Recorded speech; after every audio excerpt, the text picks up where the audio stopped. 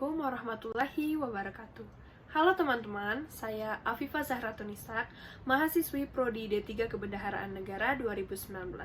Di sini, saya akan menjelaskan sedikit mengenai konsep dasar penganggaran berbasis kinerja pada mata kuliah penganggaran berbasis kinerja. Yuk simak penjelasannya. Pada video kali ini, terdapat dua subbahasan yang akan kita bahas. Yang pertama, konsep penganggaran berbasis kinerja, dan yang kedua, model sistem penganggaran. Istilah perencanaan kinerja anggaran mengacu pada konsep penganggaran berbasis kinerja. Terdapat dua poin penting terkait penganggaran berbasis kinerja, yaitu anggaran dan kinerja atau performance.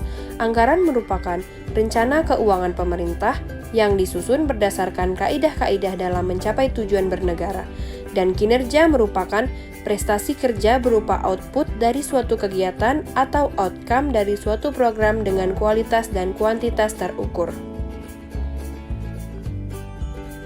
Nah, kemudian apa sih yang dimaksud dengan penganggaran berbasis kinerja?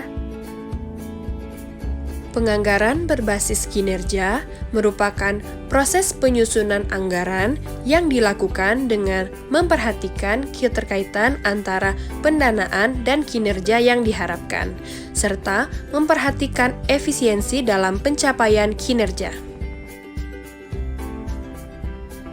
Penganggaran berbasis kinerja ini memiliki 3 tujuan. Yang pertama, meningkatkan kualitas pelayanan publik dengan pengalokasian sumber daya yang lebih baik. Yang kedua, meningkatkan efisiensi, ekonomi, dan efektivitas. Dan yang ketiga, meningkatkan akuntabilitas. Penganggaran berbasis kinerja mencakup 3 aspek. Yang pertama, perencanaan kinerja atau planning for performance, yang merupakan proses menentukan kinerja yang akan dicapai berdasarkan skala prioritas dan ketersediaan anggaran. Yang kedua, pengukuran kinerja atau measuring performance, merupakan proses mengukur capaian kinerja berdasarkan indikator kinerja yang sudah ditentukan. Dan yang ketiga, monitoring atau evaluasi kinerja. Dalam penerapan penganggaran berbasis kinerja, indikator kinerja digunakan sebagai instrumen atau unit ukur dalam mengukur tingkat kinerja, baik yang direncanakan maupun yang telah dicapai.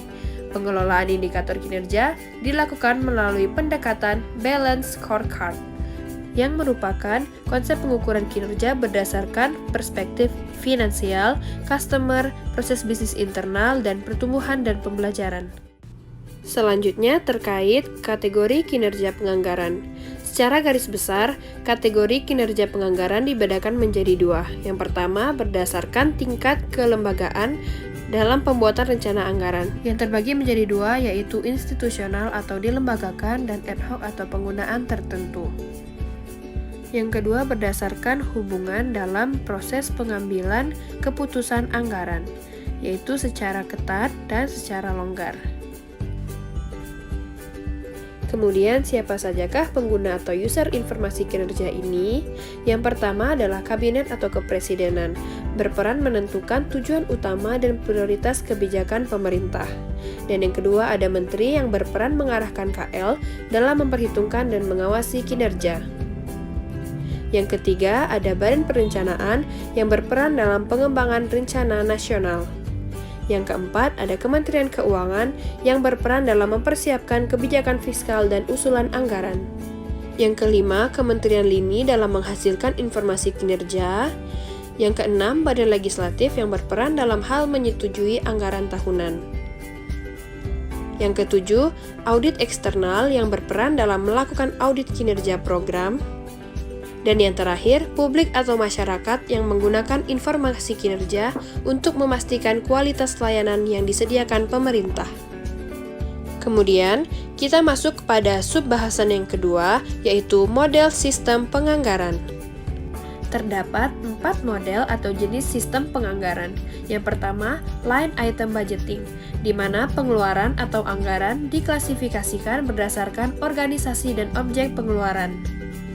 Yang kedua, Planning, Programming, Budgeting System, di mana penyusunan anggaran tidak didasarkan pada struktur organisasi, namun berdasarkan pada program, yaitu pengelompokan aktivitas untuk mencapai tujuan tertentu. Yang ketiga, Zero-Based Budgeting, di mana proses penganggaran dimulai dari nol pada setiap tahunnya. Anggaran pada setiap tahunnya tidak ada kaitannya dengan tahun sebelumnya. Dan yang terakhir, Performance-Based Budgeting, seperti yang telah dijelaskan pada penjelasan sebelumnya. Nah, itu tadi penjelasan mengenai konsep dasar penganggaran berbasis kinerja. Atas perhatian teman-teman, saya ucapkan terima kasih. Wassalamualaikum warahmatullahi wabarakatuh.